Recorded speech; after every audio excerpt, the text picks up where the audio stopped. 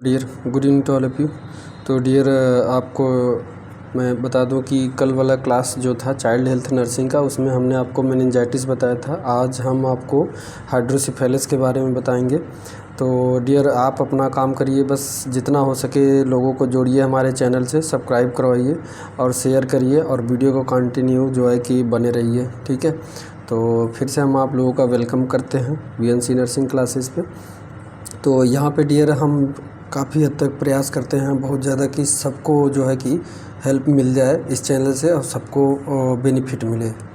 तो डियर उसी कड़ी में हम आपको आज बताने जा रहे हैं जो नेक्स्ट क्लास है चाइल्ड हेल्थ नर्सिंग का, ठीक है। चाइल्ड हेल्थ नर्सिंग का नेक्स्ट क्लास है वो है आपका हाइड्रोसिफेलिस, ठीक है। हाइड्रोसिफेलिस जो कि वेरी वेरी मोस्ट इम्पॉर्टेंट है। इसमें नर्सिंग मैनेजमेंट बहुत इंपॉर्टेंट होता है और भी क्वेश्चन आते हैं, ठीक है। और भी क्वेश्चन आते हैं, बहुत इंपॉर्टेंट क्वेश्चन आते हैं जो आपके लिए बहुत ही इम्पॉर्टेंट होने वाले हैं। तो डियर अभी अगर हमारे चैनल पर अभी नए जुड़े हैं तो सब्सक्राइब ज़रूर कर लीजिए, और अभी जो पुराने बच्चे हैं वो भी अगर सब्सक्राइब नहीं किए हैं तो कर लीजिए, और नहीं करेंगे तो कोई बात नहीं, ठीक है। तो चलिए आइए हम शुरुआत करते हैं कि हाइड्रोसिफेलिस क्या होता है। डेफिनीशन पहले देखते हैं, ठीक है। तो चलिए शुरुआत करते हैं हाइड्रोसिफेलिस, ठीक है।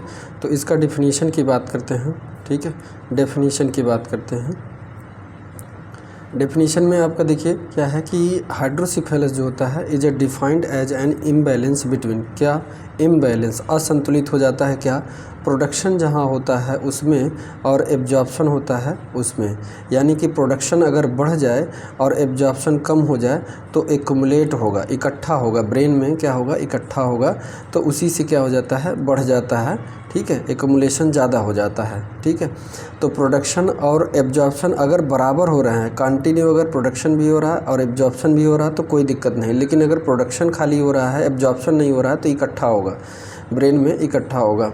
तो यही इम्बैलेंस हो जाता है। यानी कि बैलेंस का मतलब यह है कि प्रोडक्शन होता रहे, एब्जॉर्प्शन भी होता रहे। अगर यही कंटिन्यू नहीं हुआ, अगर इम्बैलेंस हो गया, इम्बैलेंस का मतलब ये है कि प्रोडक्शन हो रहा है लेकिन एब्जॉर्प्शन नहीं हो रहा है, तो ये दिक्कत आ जाएगा। तो हाइड्रोसिफेलिस इसी की वजह से होता है। अब जो है कि कारण यही है कि एब्जॉर्ब काहे नहीं हो रहा, हो सकता है वहाँ तक पहुँच ना रहा हो और हो सकता है वहाँ पहुँच गया हो लेकिन वहाँ एब्जॉर्ब ना हो रहा हो, ठीक है, जहाँ से एब्जॉर्प्शन होता है।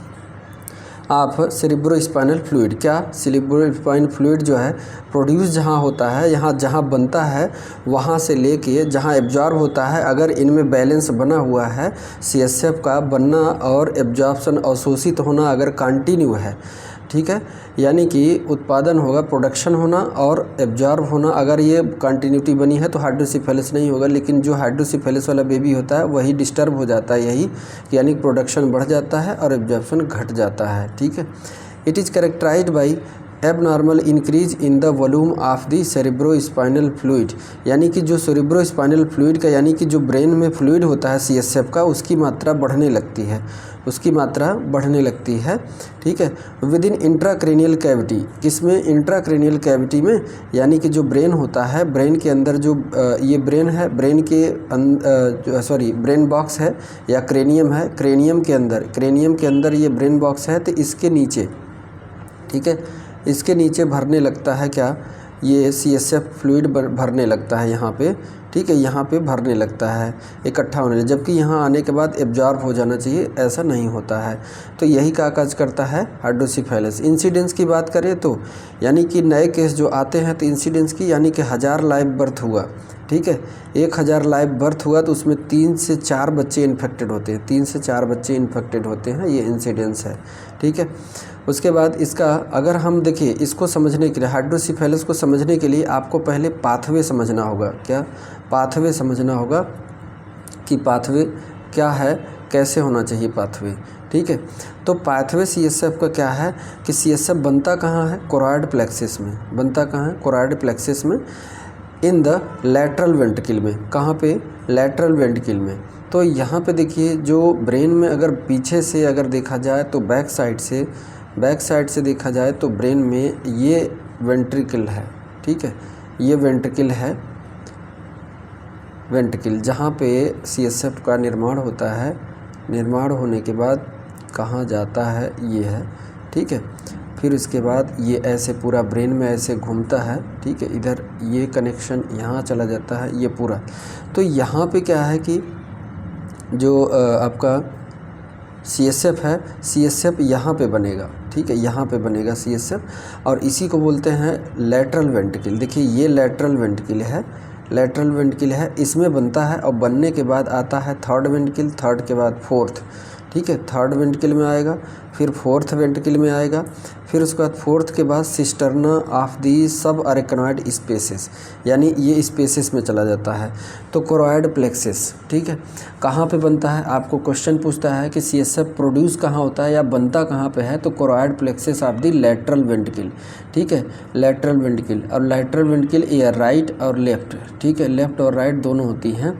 उसके बाद वहाँ से बनने के बाद जो पाइप है जिससे आता है, जो भी फोरामेन है, यानी जो छिद्र है, ये जो होल है जिससे आता है, उस होल का नाम है फोरामेन मोनरो, फोरामेन मोनरो, यानी इससे, ठीक है, यहाँ से फोरामेन मोनरो से आता है कहाँ पे, थर्ड वेंट्रिकल में। फिर थर्ड वेंट्रिकल से कहाँ, किससे, एडिक्वेट ऑफ सलाइवस, ये भी फोरामेन ही है, ये भी एक प्रकार का छिद्र ही, होल ही है, जिसके द्वारा फोर्थ वेंट्रिकल में आता है। कहाँ पे, ये फोर्थ वेंट्रिकल में आता है। फोर्थ वेंट्रिकल के बाद फिर उसके बाद वहाँ से जो है कि इसके द्वारा आता है और इधर दोनों साइड निकल जाता है, दोनों साइड, ठीक है, एक सेकेंड इसको, ठीक है, दोनों साइड ऐसे निकल जाता है। तो वो क्या होता है, सिस्टर्ना ऑफ सबअरेक्नॉइड स्पेस। फिर उसके बाद क्या करता है, वहाँ से बेस ऑफ दी ब्रेन, यानी कि वही हमने बता, देखिए यहाँ से निकलेगा, थोड़ा सा मैं ये बड़ा फिगर कर दे रहा हूँ, ठीक है, फिगर बड़ा करके समझा रहा हूँ आपको, रुक जाइए।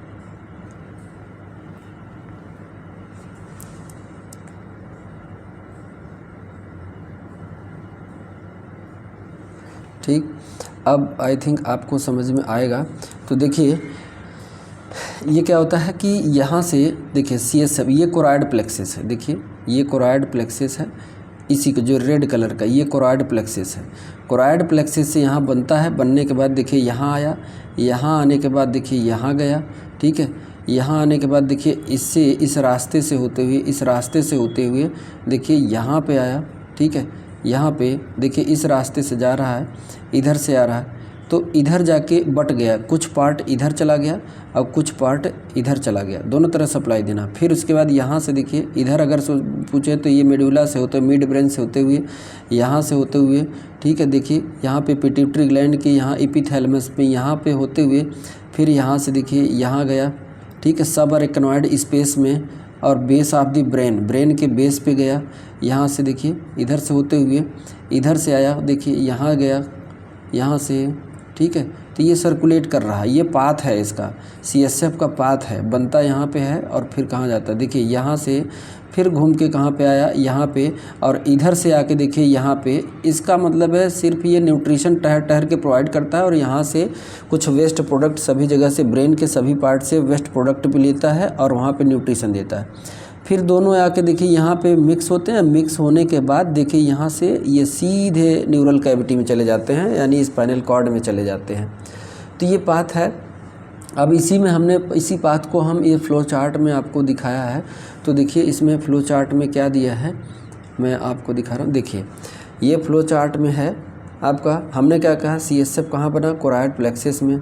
फिर उसके बाद फोरामेन ऑफ मोनरो से होते हुए आया थर्ड वेंट्रिकल में, थर्ड के बाद फोर्थ वेंट्रिकल, फोर्थ के बाद सिस्टर्ना ऑफ सब अरेक्नॉइड स्पेस में आया, ठीक है, सब अरेक्नॉइड स्पेस। फिर उसका CSF finally absorb into Venus sinuses, Venus sinuses arachnoid बिलाई, अरेक्नॉइड बिलाई, यानी यहाँ पे जो ये पोर्शन में आ रहा है तो यहाँ एब्जॉर्ब हो जा रहा है, यहाँ पे बिलाई के द्वारा एब्जॉर्ब हो जा रहा है, यहाँ पर भी एब्जॉर्ब हो जा रहा है, बचा खुचा वो फिर से रिटर्न होके, तो यानी यहीं सर्कुलेट करता है और उसके बाद स्पाइनल कॉर्ड में भी सर्कुलेट करता है, ठीक है। तो ये रास्ता है। अब रास्ता ये तो नॉर्मल है, अगर यहाँ कहीं पे, जैसे मान लीजिए अगर यहाँ पे ऑब्स्ट्रक्ट हुआ रास्ता, ये भी दिक्कत हो सकती है, यहाँ पर भी ऑब्स्ट्रक्ट हो सकता है, यहाँ भी रास्ता रुक सकता है, यहाँ भी रास्ता रुक सकता है, ठीक है। तो ब्रेन में अगर डिफेक्ट हुआ या गड़बड़ी कहीं हुआ या इन्फेक्शन हुआ तो उसकी वजह से ये हो सकता है। तो ये नॉर्मल पाथ है। अब उसके बाद नॉर्मल पाथ के बाद देखिए मैं थोड़ा सा फिगर तो ये कॉम्प्लिकेटेड है, आपको देखिए मैं दिखा दे रहा हूँ फिर भी। देखिए यहाँ से प्रोडक्शन हुआ, यहाँ से देखिए ये इधर आ रहा है, ठीक है, इधर से आया। अब यही है फोरामेन लस्का। देखिए ये दोनों पार्ट हैं फोरामेन लस्का। देखिए ये वाला पोर्शन, ये फोरामेन लस्का, ये भी फोरामेन लस्का, ठीक है। उसके बाद फिर इधर आया, ये देखिए एरो लगा हुआ है, तो ऐसे होते हुए ये यहाँ पे जाता है, ठीक है। कहाँ कहाँ जाता है, फिर लास्ट में आके देखिए यहीं पे मिलता है स्पाइनल कॉर्ड के, यहाँ पे नीचे जाता है, यानी कि स्पाइनल कॉर्ड में भी सर्कुलेट होता है। फिर यहाँ से देखिए इधर भी जाएगा और उधर भी जाएगा, ठीक। तो थोड़ा सा मैं जूम करके मैं एक ठो और आपको होल दिखा दे रहा हूँ, जो अभी मैंने फोरामेन मेनरो और फोरामेन लस्का और ये दिखा रहा था, ठीक है।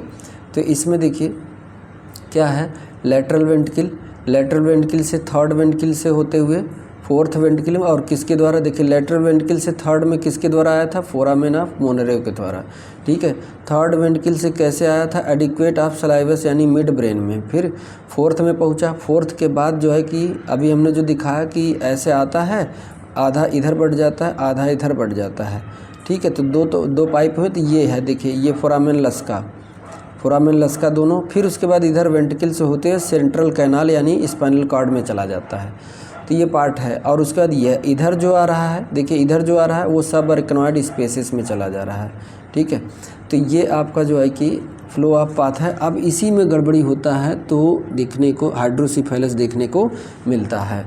तो आगे मैं टाइप या क्लासिफिकेशन की बात करूँ तो इसमें जो है कि depend on the pathology, depend on the pathology, यानी कि इन्फेक्शन से हो रहा है या किससे हो रहा है, इस पर डिपेंड करेगा। तो अगर मान लें पैथोलॉजिकल बेसिस पे अगर देखा जाए तो दो तरीके, कंजेनाइटल हाइपोथैलेमस और एक्वायर्ड हाइपोथैलेमस।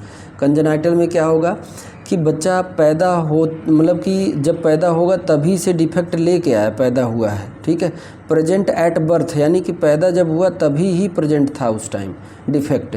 जेनेटिक माल म्यूटेशन की वजह से, फीटल डेवलपमेंटल एबनॉर्मलिटी, फीटस का सही से डेवलपमेंट नहीं हुआ इसकी वजह से। लेकिन ये क्या होगा, ये डिलीवरी के बाद, पैदा होने के बाद, बच्चे में जब पैदा हुआ था तो नॉर्मल था, कोई दिक्कत नहीं था, लेकिन पैदा होने के बाद किसकी वजह से, इन्फेक्शन की वजह से, इंजरी की वजह से या किसी डिजीज़ की वजह से, ठीक है। तो अंतर कंजेनाइटल में यही है कि वो पैदा होगा तो डिफेक्ट यानी गड़बड़ी पैदा होगा, और यहाँ पे आने के बाद गड़बड़ी हो जाएगा, ठीक है।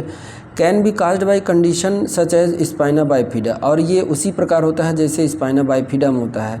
Can be caused by condition such as meningitis, subarachnoid haemorrhage, ठीक है, या फिर ट्रामेटिक ब्रेन इंजरी, इसकी वजह से हुआ। तो यहाँ पे ट्रामेटिक ब्रेन इंजरी है, इन्फेक्शन है, इसकी वजह से हो रहा है। लेकिन यहाँ पे क्या है कि सिंड्रोम की वजह से हो रहा है, यानी कि क्रोमोजोमल एबनॉर्मलिटी लेके पैदा हुआ, क्रोमोजोमल एबनॉर्मलिटी सिंड्रोम की वजह से, ठीक है। कंजेनाइटल माल फार्मेशन हो गया, बच्चे का डेवलपमेंट ठीक से हुआ नहीं यूट्रस में जब था तभी। तो ये इसके बेसिस पे, किसके बेसिस, पैथोलॉजी के बेसिस पे एक्वायर्ड और कंजेनाइटल। अब उसके बाद हम पाथ के अनुसार, यानी कि इसका पाथ अगर जहाँ पे डिस्टर्ब होगा, पाथ अगर रुकेगा, जैसे on the basis of path of flow of CSF का पाथ रुकेगा, तो अगर रुक रहा है तो क्या हो जाएगा, वो ऑब्स्ट्रक्टिव हाइड्रोसिफेलस हो जाएगा, और नहीं रुक रहा है तो नॉन ऑब्स्ट्रक्टिव हाइड्रोसिफेलस। अगर रुक रहा है तो इसे हम नॉन कम्युनिकेटिंग कह सकते हैं, और अगर नहीं रुक रहा है तो इसे हम कम्युनिकेटिंग कह सकते हैं, दो तरीके का, ठीक है। यानी कि जो है कि प्रोडक्शन जहाँ से हुआ और जहाँ तक जाना चाहिए वहाँ तक चला गया, लेकिन वहाँ एब्जॉर्ब नहीं हुआ, तो ये कौन सा, कम्युनिकेटिंग, यानी कम्युनिकेशन में कोई दिक्कत नहीं। नॉन कम्युनिकेटिंग का मतलब यह है कि प्रोडक्शन जहाँ हुआ आगे बढ़ ही नहीं पा रहा है, यानी ऑब्स्ट्रक्ट हो जा रहा है। तो देखिए कम्युनिकेटिंग में क्या है कि इसमें भी दो तरीके से होता है, कंजेनाइटल और एक्वायर्ड, कंजेनाइटल और एक्वायर्ड। तो कंजेनाइटल में क्या होगा, डिफेक्ट लेके पैदा हुआ है, तो जैसे कि एडिक्वेट ऑफ सलाइवस में क्या है, उसको दिक्कत है, या फिर मेनिंजोमाइलोसिल है, ठीक है। मेनिंजोमाइलोसिल का मतलब यह है कि देखिए जो स्पाइनल कॉर्ड होता है, बच्चे का जो स्पाइनल कॉर्ड होता है, स्पाइनल कॉर्ड के अंदर जो है एक न्यूरल ट्यूब होता है और बाहर से मेनिंजेज। तो ये रेड कलर वाला मेनिंजेज, मान लीजिए इसको ट्यूब हो गया और बाहर से ये मेनिंजेज हो गई, ठीक है। ये तीनों पायामेटर, अरेकनॉइड, ड्यूरामेटर, ये मेनिंजेज। तो इसमें से सीएसएफ फ्लो होगा, ठीक है, इसमें से CSF फ्लो होगा। लेकिन इसमें क्या हुआ कि मेनिंजोसील हो गया, मेनिंजोमाइलोसील हो गया। मेनिंजोमाइलोसील का मतलब कि देखिए, मेनिंजोमाइलोसील का मतलब ये है कि जो आपका मेनिंजेस थे, ठीक है, ये ऐसे पूरा बराबर ना होकर ये क्या हुआ कि ये बाहर की तरफ ऐसे निकल गए, ऐसे बाहर की तरफ तीनों, ठीक है, ये तीनों बाहर की तरफ ऐसे निकल रहा है। तो ये मेनिंजोसील, इसे क्या कहते हैं, मेनिंजोसील। और मेनिंजोमाइलोसील किसको कहेंगे, मेनिंजोमाइलोसील। माइलोसील का मतलब देखिए ये, यानी कि जो CSF जिस ट्यूब में, जिस न्यूरल ट्यूब में CSF सर्कुलेट कर रहा है, वो ट्यूब भी बाहर की तरफ निकल आया, तो इसे कहते हैं मेनिंजोमाइलोसील, ठीक है। अब बच्चा इसकी वजह से तो भी ऑब्स्ट्रक्शन जो कि यहाँ पे अब्जॉर्प्शन नहीं होगा, ठीक है, तो ये कम्युनिकेटिंग है, यहाँ पे आ रहा है, लेकिन प्रोट्रूजन की वजह से ऑब्स्ट्रक्शन ऑफ फोरामेन ऑफ लस्का, ठीक, या फिर मेनिंजाइटिस, यानी कि फोरामेन लस्का, यानी कि जिससे वो आ रहा था, फोर्थ वेंट्रिकल से आ रहा था, फोर्थ वेंट्रिकल से सिस्टर्नी में आ रहा था, वहाँ पे दिक्कत कर दिया, ठीक है। अर्नोल्ड चेरी मालफॉर्मेशन, यानी कि brain defect resulting in the herniation of cerebellum, यानी कि बच्चे का जो हेड का जो सेरिबेलम था, जो पीछे ये सेरिबेलम होता है, इसमें हर्निएशन हो गया, बाहर की तरफ उभार आ गया। पोन्स एंड फोर्थ वेंट्रिकल, या फिर पोन्स में या फिर फोर्थ वेंट्रिकल में through an enlargement of foramen magnum, ठीक है। तो इसमें अगर जैसे कि कोई उभार आ गया या फिर कोई डिफेक्ट हो गया, तो इसकी वजह से एब्जॉर्प्शन ठीक से नहीं होगा, तो ये कंजेनाइटल हो गया। एक्वायर्ड में क्या है, मदर टॉर्च से इन्फेक्शन थी, रूबेला साइटोमेगालो वायरस या फिर टॉक्सोप्लाज्मोसिस या हर्बी सिम्प्लेक्स वायरस से इन्फेक्शन। मदर जब बच्चा पेट में था, यानी कि यूट्रस में था, तो उस टाइम मदर टॉर्च से इन्फेक्टेड हो गई थी, ठीक है, टॉर्च हो गया था उसको। टॉर्च बोले तो ये एक तरीके से बीमारी है, ठीक है, इन्फेक्शियस डिजीज है टॉर्च। तो टॉर्च में आपका TO का मतलब टॉक्सोप्लाज्मोसिस, ठीक है, मैं फिर से बता दे रहा हूँ, टॉर्च का इन्फेक्शन होगा तो बच्चे में डिफेक्ट हो सकता है। तो ये टॉर्च होता क्या है, टॉर्च, TORCH। तो TO मतलब टॉक्सोप्लाज्मोसिस, ठीक है। R मतलब रूबेला, ठीक है। C मतलब साइटोमेगालो वायरस, और H मतलब हर्पिस सिम्प्लेक्स वायरस, ठीक है। तो ये टॉर्च से अगर इन्फेक्शन हो गई मदर, तो उसकी वजह से, या बच्चे को चोट लग गया, पैदा होने के बाद जो है चोट लग गया, ठीक है, इंजरी हो गई उसकी वजह से। अब ये नॉन कम्युनिकेटिंग, यानी कि यहाँ पे ट्रांसपोर्ट नहीं होगा, एब्जॉर्प्शन तो हो रहा है लेकिन ट्रांसपोर्ट ठीक से नहीं हो रहा है। तो ट्रांसपोर्ट ठीक से नहीं होगा, रास्ता जहाँ रुकेगा वहीं पे इकट्ठा होने लगेगा CSF। तो सब अरेकनॉइड हीमोरेज होने की वजह से भी हो सकता है, यानी कि जो ब्रेन के बीच में जो लेयर होता है, ये ब्रेन है और ऊपर मेनिंजेज हैं, तो अरेकनॉइड स्पेस में यहाँ पे क्या हो गया, ब्लीडिंग हो गई। ब्लीडिंग होने की वजह से ये रास्ता ब्लॉक हो गया, ठीक है, ब्लीडिंग होनी, यहाँ क्लॉट का फॉर्मेशन हो, खून का थक्का बन गया, उसकी वजह से CSF क्या कर रहा है, रुक जा रहा है, CSF का रास्ता रुक जा रहा है। या फिर मेनिंजाइटिस से इन्फेक्टेड बच्चा है तो उसको भी हो सकता है, और टॉर्च से इन्फेक्शन है तो उससे भी हो सकता है, ठीक है। और इन्फ्लामेटरी कोई रिएक्शन है तो उसकी वजह से भी ये हो सकता है। तो किसके आधार पे, path of flow of CSF का जो रास्ता है उसके बेसिस पे दो टाइप का हाइड्रोसिफेलस, कम्युनिकेटिंग और नॉन कम्युनिकेटिंग को नॉन ऑब्स्ट्रक्टिव और नॉन कम्युनिकेटिव को ऑब्स्ट्रक्टिव बोलेंगे। तो ये इसको नोट बना लीजिएगा, आपको बेहद ज़रूरी है, ठीक है। उसके बाद आइए क्लिनिकल फीचर की बात करते हैं। क्लिनिकल फीचर, साइन सिम्टम की। साइन सिम्टम देखिए हाइड्रोसिफेलस पे डिपेंड ये करता है feature, clinical feature of hydrocephalus depend मत किस पे, बच्चे के एज पे, उम्र पे, और बच्चे के फंक्शनली क्लोज हुई है कि नहीं हुई है, ठीक, उसी के अकॉर्डिंग साइन सिम्टम दिखेगा।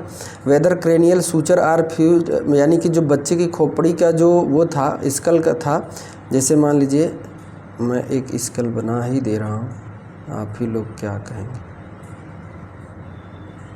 नहीं बना क्या, रुक जाइए,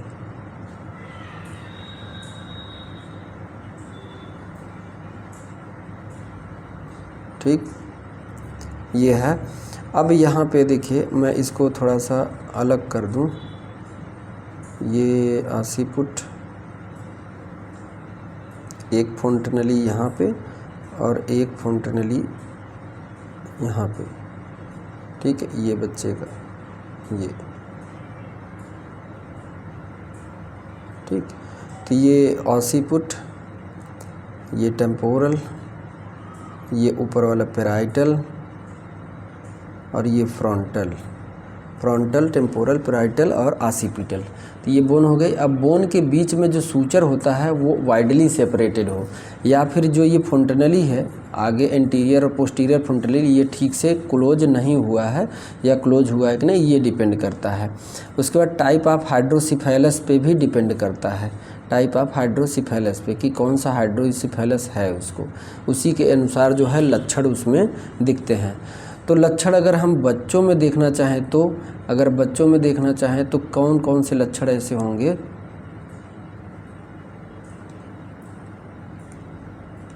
इन्फेंट में, मतलब 1 साल का बच्चा है तो उसमें क्या होगा, उसके हेड का साइज़ बढ़ जाएगा, सिर का साइज़ बढ़ जाएगा, सूचर बिकम वाइडली सेपरेटेड। और उसके सूचर कैसे होंगे? वाइडली सेपरेटेड होंगे, ऐसे दूर दूर होंगे जो ये सूचर हैं।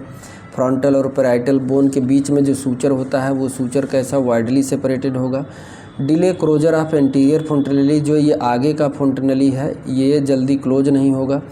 टेंस बल्जिंग फोंटनली, और इस फोंटनली दोनों फोंटनली से ऊपर एकदम निकल आएगा, बुच का ऐसे बाहर की तरफ उभार निकल आएगा।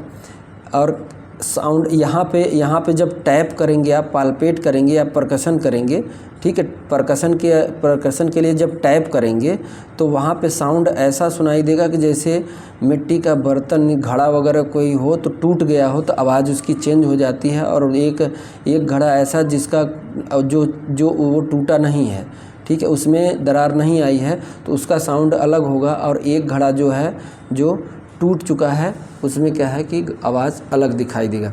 तो ये टूट चुका है, इसमें आवाज़ अलग आएगा। तो वही कह रहा है क्रैक्ड पॉट, यानी टूटे हुए बर्तन के आवाज़ जैसा साउंड आएगा जब हम क्या करेंगे? परकशन करेंगे, ऐसा देखने को मिलेगा। तो उसके बाद जो है कि द आई में have wide bridge between them, ठीक है, दोनों आँखों के बीच में जो ब्रिज होगा वो थोड़ा सा नीचे हो जाएगा, ठीक है, नीचे हो जाएगा, यानी कि समतल हो जाएगा, ये समतल हो जाएगा। ये नाक है, ठीक है, बच्चे का ये नाक। तो ये क्या होगा ऐसे, क्योंकि हेड का साइज़ बढ़ जाता है, ठीक है, हेड का साइज बढ़ जाता है। और ऐसे में बच्चे की जो आँख होती है, वो कैसी हो जाती है? जैसे कि डूबता हुआ सूरज, ऐसे, ठीक है, ऐसे बच्चे की आँख कैसी हो जाएगी? डूबते हुए सूरज की तरह। तो इसीलिए बोलते हैं सनसेट आई बोलते हैं। द आई में have wide bridge between them, visual sclera above the iris, जिसे कहते हैं सनसेट ऑफ आई, ठीक है। तो ये साइन सिम्टम इन्फेंट में दिखेगा। अब उसके बाद हम ओल्डर चिल्ड्रेन में, और सॉरी यहाँ पे देखिए और थोड़ा सा देख लेते हैं इन्फेंट में और क्या देखने को मिलेगा। न्यूरोलॉजिकली द इन्फेंट में फसी, रेस्टलेस, इरिटेबल होगा, एपैथिक होगा। और उसके बाद अल्टर्ड या फिर diminished level of consciousness accompanied by sluggish pupillary response, light posturing and spasticity. हाँ, लोअर लिम्ब, यानी कि लोअर लिम्ब में क्या होगा? स्पेसिटी मतलब कि उसमें कंट्रोल हट जाएगा, ठीक है, कंट्रोल हट जाएगा मसल से, मोटर सिग्नलिंग डिस्टर्ब हो जाएंगी, ठीक है। इन एडिशन देयर में भी फीडिंग डिफ़िकल्टी, बच्चे को फीड करने में डिफ़िकल्टी होगी। और हाई पिच क्राई करेगा, बहुत रोएगा, due to increase intracranial pressure, ICP बढ़ गया है इसकी वजह से, ICP का बढ़ गया है इसकी वजह से। द इन्फेंट में है फिजिकल और मेंटल डेवलपमेंटल रिटार्डेशन, यानी उसका मानसिक और शारीरिक विकास ठीक से नहीं होगा, ठीक है। तो ऐसा इन्फेंट में दिखेगा। अब उसके बाद ओल्डर चिल्ड्रेन की बात करें तो ओल्डर चिल्ड्रेन में क्या होगा? इसमें ओल्डर चिल्ड्रेन में हेडेक होगा, नौसिया होगा, इरिटेबल होगा, लेथार्जी होगा, एपैथी होगा, कन्फ्यूजन होगा, इम्पेयर्ड जजमेंट रहेगा, ठीक है। कुछ चीज़ों को वो जज नहीं कर पाएगा। रीजनिंग स्किल यानी कि उसकी तर्क शक्ति बिगड़ जाएगी, बच्चे की तर्क शक्ति बिगड़ जाएगी। अफेक्टेड मोटर एबिलिटीज़ यानी कि एटेक्सिया दिखेगा। एटेक्सिया मतलब लॉस ऑफ मसल्स कंट्रोल, उसके मसल पर उसका ही कंट्रोल नहीं होगा, स्केलेटल मसल पे कंट्रोल उसका नहीं होगा, ख़त्म हो जाएगा, टूट जाएगा या कम हो जाएगा। स्पासिटी मतलब ये stiffness and tightness of muscles, muscles में स्टिफनेस यानी टाइटनेस आ जाएगा। ठीक है। पैपिलिडेमा, स्ट्रैबिस्मस, आँखें कैसी होंगी, आँखों के चारों तरफ जो है स्वेलिंग हो जाएगा, पैपिलिडेमा। स्ट्रैबिस्मस, आँखें जैसे ऐंची हुई ऐंठी हुई आँखें, इधर देख रहा है, सिर जिधर किया उधर की तरफ आँखें नहीं रहेंगी, जो ब्लैक वाली, जैसे मान लीजिए ये है सिर, ये आँखें, ठीक है, ये आँखें, तो इसमें क्या होगा, ठीक है, इसमें क्या होगा कि जो बच्चा है वो जैसे मान लीजिए कि इधर देखना है ऐसे, तो वो पूरा सर इधर कर लेगा लेकिन उसकी आंखें इधर ही रहेंगी, इसी साइड रहेंगी, तो इसी को बोलते हैं स्ट्रैबिस्मस। ठीक है। कहीं पे निगाहें और कहीं पे निशाना। ठीक है। Visual acuity secondary to compensation of optic nerve, क्यों? क्योंकि ऑप्टिक नर्व दब गया है, इस वजह से उसको ठीक से दिखाई भी नहीं देगा बच्चे को। ठीक है। तो ये दिक्कतें आ सकती हैं ओल्डर चिल्ड्रेन यानी कि इन्फेंट के बाद 3 साल के बाद के बच्चों को अगर ऐसा हुआ तो। ठीक है। तो ये साइन सिम्टम ओल्डर चिल्ड्रेन में। अब उसका डायग्नोस्टिक इवेल्युएशन, डायग्नोसिस क्या है? इंक्रीज इंट्राक्रैनियल प्रेशर बढ़ा रहेगा, सीटी स्कैन एमआरआई करने पाया जाएगा, इको एन्सेफेलोग्राफी होगा, एक्सरे होगा। मैनेजमेंट की बात करें तो हमारा मैनेजमेंट करने का, चाहे वो नर्स हो चाहे डॉक्टर हो, ऐसे बच्चे का मैनेजमेंट करने का मेन 2 पर्पज़। पहला तो उसका जो प्रेशर बढ़ा हुआ है, जो फ्लूइड इकट्ठा हुआ है ब्रेन में, उसको कम करना, क्योंकि उसके होने से प्रेशर बढ़ गया है। और उसके बाद प्रिवेंट, और इस प्रेशर के बढ़ने वजह से बच्चे को और भी कॉम्प्लिकेशन हो जा रहा है, जैसे उसको आंखें नहीं दिखाई दे रही हैं, सांस लेने में दिक्कत है, जो जहाँ पे न्यूरॉन्स या ब्लड वेसल ब्रेन में जिधर की दबेगी उधर दिक्कत आ जाएगा। ठीक है। तो ये है यानी 2 फोकस, एक तो पहले प्रेशर कम करिए, दूसरा अगर प्रेशर कम कर रहे हैं तब तक कॉम्प्लिकेशन अगर है तो उसको भी मैनेज करिए। तो ट्रीटमेंट की अगर बात करें तो मेडिकल मैनेजमेंट, ऑस्मोटिक डायरेटिक्स देंगे, एसिटाजोलामाइड भी देंगे। ऑस्मोटिक डायरेटिक्स क्या होता है? पार्शियल प्रेशर, इंट्राक्रैनियल प्रेशर को कम करता है, और ये जो है कि प्रोडक्शन को कम करता है। ठीक है। सीएसएफ के प्रोडक्शन को कम करता है, और ये जो है कि ऑस्मोटिक डायरेटिक्स सीएसएफ का कलेक्शन होता है तो उसको निकालने के लिए, परफ्यूज होने के लिए दिया जाता है। ठीक है।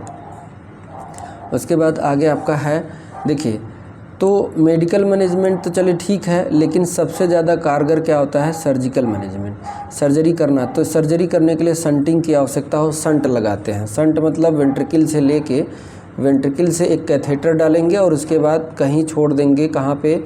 एवोर्ट आर्ट्रिया में, हार्ट के आर्ट्रिया में छोड़ देंगे, या फिर जैसे मान लीजिए ये ब्रेन है बच्चे का, ये ब्रेन है, तो ब्रेन से लेके उसको कहाँ पे? उसके शरीर में कहीं छोड़ देंगे।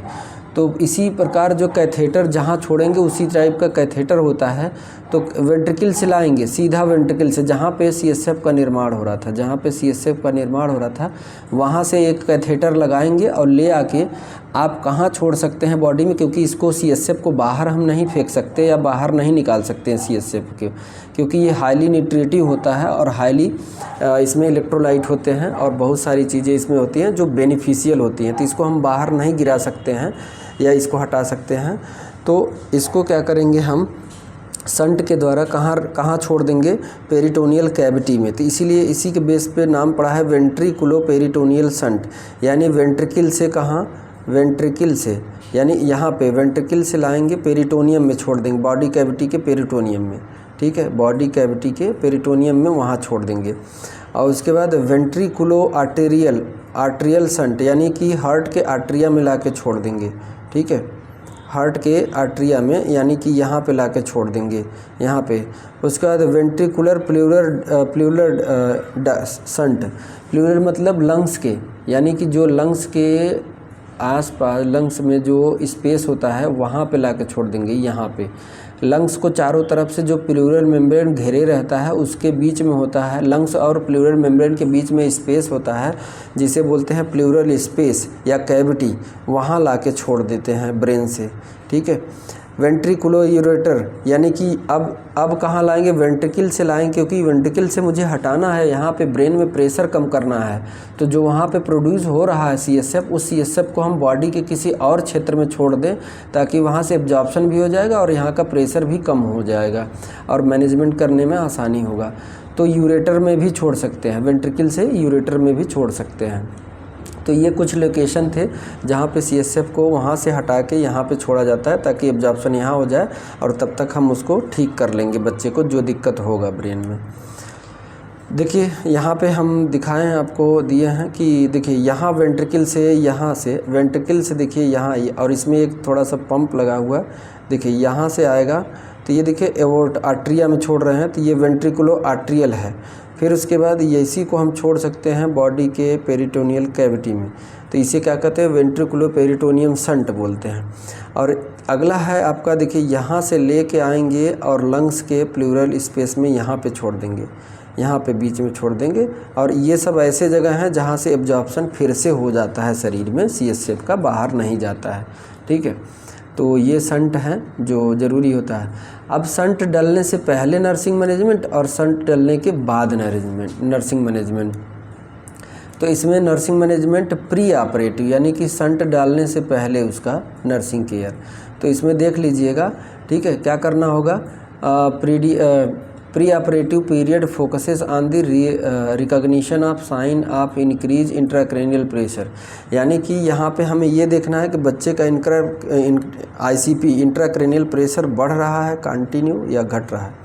प्रोवाइडिंग सपोर्टिव केयर, क्या होगा, सपोर्टिंग केयर उसको बच्चे को देना है और उसकी फैमिली मेम्बर को। प्रिवेंटिंग कॉम्प्लिकेशन, और जो भी कॉम्प्लिकेशन हो रहा है माने हाइड्रोसिफेलस की वजह से और चीज़ें भी दिक्कत में कर रही हैं, जैसे कि आँखों से कम दिखाई देना और बच्चे का जो है कि वो क्या कहते हैं कि फीडिंग करने का मन नहीं कर रहा है, तो ये सभी चीज़ें देखने को मिल सकता है। ठीक है। उसका अब इसके लिए क्या करेंगे, nurse must be provide the following care. इसके लिए नर्स को क्या देना होगा, मेजर द हेड सरकमफरेंस, यानी कि बराबर कंटिन्यू हर 2 घंटे पर क्या बच्चे का हेड सरकमफरेंस यानी हेड का माप लेते रहें। पाल्पेट द फंटनली, और फंटनली को पाल्पेट करना है कि ऐसे क्रैक पॉट साउंड जैसा आ रहा है कि नहीं आ रहा है, इंट्राक्रैनियल प्रेशर बढ़ रहा है कि नहीं, फंटनली से देखने पे इंटीरियर फंटनली बल्जेज यानी बाहर की तरफ आ जाएगा।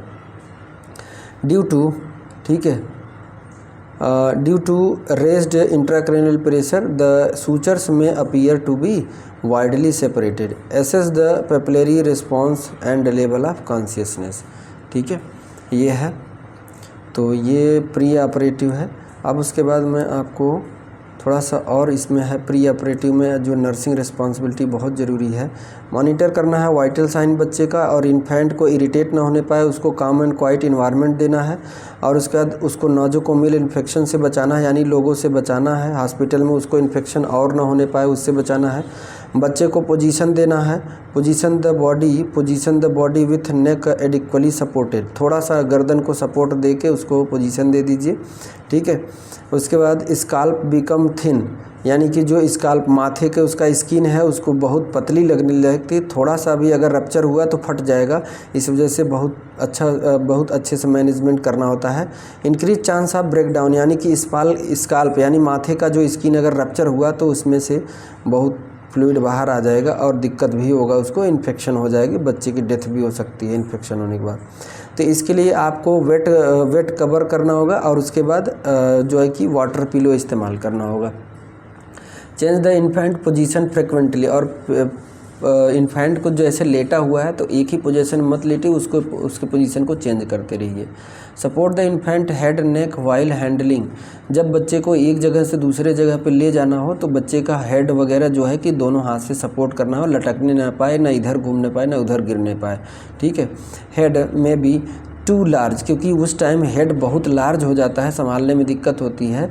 नेक मसल्स में टू वीक, और उस टाइम बच्चे की नेक गर्दन की जो मसल होती है बहुत कमज़ोर होती हैं, इसलिए हमें सपोर्ट देना होता है। ठीक है, उसके बाद the infant is prone to vomiting, अगर उसको उल्टी आ रही तो provide small frequent feeding with intermittent burping, यानी कि थोड़ा थोड़ा उसको फीडिंग कराइए, इन्फेंट को थोड़ा थोड़े समय पे इन्फेंट कराइए, और फीडिंग कराने के बाद बर्पिंग करना है, उसके पीठ पे ठोक देना है कंधे से लगा के। ठीक है, keep the infant clean and dry, और बच्चे को हाइजीनिक रखना होगा, क्लीन एंड ड्राई रखना होगा। तो ये प्री ऑपरेटिव। अब उसके बाद पोस्ट ऑपरेटिव।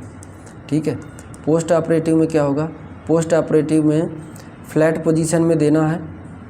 ठीक है, फ्लैट पोजीशन में देना है, और किस पोजीशन में रखना है उसको ऑपरेशन के बाद, अनऑपरेटेड साइड में, अनऑपरेटेड साइड में, यानी संट जिस साइड से डला हुआ है, जैसे मान लीजिए बेबी का ये हेड है।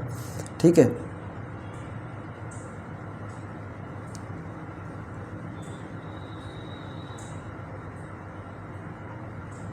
ये हेड है, अगर इधर से संट डला हुआ है तो इस साइड बच्चे को नहीं लेटाएंगे, इस साइड बच्चे को नहीं लेटाएंगे, इन्फेंट को नहीं लेटाएंगे, क्योंकि इधर unoperated side, sorry operated side है। जो है कि keep the infant on unoperated side.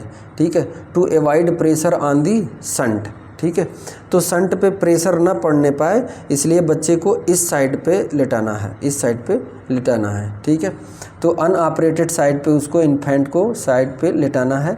Keep the child, उसके बाद आगे क्या करना है, आगे क्या है, पोजीशन हो गया, क्योंकि इंट्राक्रैनियल प्रेशर और उसको बचाने के लिए ये पोजीशन दिया जाता है। चेक वाइटल साइन 15 से 30 मिनट पे, हर 15 से 30 मिनट पे उसका जो है कि वाइटल साइन लेते रहिए। एसेस द न्यूरोलॉजिकल, यानी जो कॉन्शियस है कि नहीं है। ठीक है, एसेस द हेड। ठीक है, एसेस द हेड सरकमफरेंस, देखिए क्या कर रहा है, assess the head circumference regularly, monitor the intake output chart and fluid may be restricted during 24 hour post, यानी कि ऑपरेशन के 24 घंटे तक जो है बच्चे को कुछ नहीं देना है। Oral rehydration must be started after bowel sound reappear, यानी कि खाना मुंह से उसको देने लगेंगे जब उसका बाउल साउंड अपीयर हो जाए। अभी तक तो वो नहीं खा रहा था, तो अब जो है कि उसका बाउल साउंड सही हो गया, यानी इंटेस्टाइन में मूवमेंट अच्छा खासा हो रहा है, तब उसको खाना दीजिए। Check dressing for any drainage, यानी कि जहाँ से ट्यूब डली हुई है वहाँ पे ड्रेसिंग करते रहिए और देखिए कि वहाँ पे इन्फेक्शन वगैरह तो नहीं हो गया है। Meticulous skin care should be provided, यानी कि बच्चे का स्किन केयर भी करना होगा और स्किन को एकदम हाइजीनिक करके रखना होगा और वेट करके ड्राई ना होने पाए। ठीक है, तो ये पोस्ट ऑपरेटिव है। कुछ और पोस्ट ऑपरेटिव में है, जैसे the child must be observed for sign of infection such as fever, increase heart rate, respiratory rate, poor feeding, vomiting, altered mental status and local symptoms such as redness of redness or CSF leakage from the surgical site, यानी कि अब operation के बाद जो है कि क्या क्या हो सकता है, हार्ट रेट बढ़ सकता है, रेस्पिरेटरी रेट बढ़ सकता है, पुअर फीडिंग हो सकता है, अभी खाए ना हो सकता है, उसको उल्टी भी हो, अल्टर मेंटल स्टेटस, यानी कि उसकी दिमाग के सही से न काम कर रहा हो थोड़ा सा अभी, एंड लोकल सिम्टम। ठीक है, उसको लोकल सिम्टम भी देखने को मिले, जैसे रेडनेस या CSF लीकेज, जैसे सर्जिकल साइट से जहाँ पे इंसीजन लगा करके पाइप कैथेटर लगाया गया है वहाँ पे। इफ़ द फॉन्टेनली बिकम सनकेन, अगर फॉन्टेनली कैसी है, सनकेन है, यानी कि अंदर चली गई, जो स्वेलिंग था वो अब अंदर चला गया है। Notify the physician immediately, also immediately lower the head end, यानी कि बच्चे का हेड इंड लोअर कर दीजिए, जिधर हेड उसका है, बेड का हेड इंड जो है नीचे कर दीजिए। Of the bed decrease outflow of CSF through the shunt. ठीक है, तो क्या करना है, lower the head end of the bed to decrease the outflow of CSF through the shunt, यानी जो CSF संट के द्वारा निकल रहा था पूरी तरह से निकल न जाए, उसको बचाने के लिए हेड इंड को नीचे कर देते हैं तो वो कम जाता है। This will help in reducing the risk of subdural haematoma. ठीक है, prophylactic antibiotic are administer as prescribed on prevent infection. जैसा जो है कि प्रिस्क्राइब किया है वही दवाई दीजिए और उसको इन्फेक्शन से बचाइए। तो डियर ये आपका हाइड्रोसिफेलस हो गया। आप जो है कि इसका नोट्स बना लीजिएगा, ठीक है, बना लीजिएगा, आपको फ़ायदे के लिए बता रहा हूँ, ठीक। बाकी अब नेक्स्ट क्लास में आपको बताऊँगा, ठीक है, क्या स्पाइना बाइफिडा, ठीक है। तो thank you so much dear.